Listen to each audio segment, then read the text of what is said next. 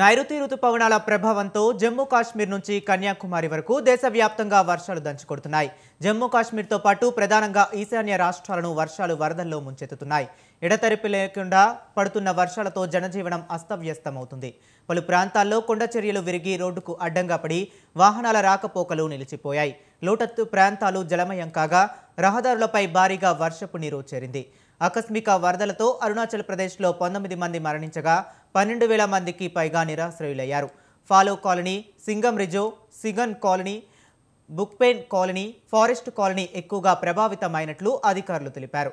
ఇక దక్షిణాది రాష్ట్రాలైన కేరళ, కర్ణాటకలోనూ వర్షాలు బీభత్సం సృష్టించాయి. వర్షాల దాటికి మహారాష్ట్రలో 6, కేరళలో 7 మృతి చెందారు.